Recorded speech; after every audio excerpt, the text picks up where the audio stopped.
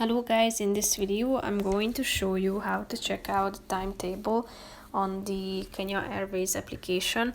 But first I just want to mention, don't forget to subscribe to my channel, because at 10,000 subscribers I am going to show you my whole YouTube revenue statistics and growth strategy, how to make money online. Now let's jump into it. First of all, open the app on your phone, then tap on the More button down below and click on Flight Timetable in the middle of the screen. Select the type of trip, such as round trip or one-way. After that, select your destination and your departure city first of all.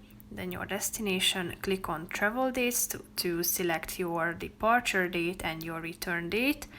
After that, you should click on the Show Timetable button down below, and in a few seconds you will be able to check out the available flights and the timetable. So here you can find it. The departure and the return timetable are also available. So here you can check them out.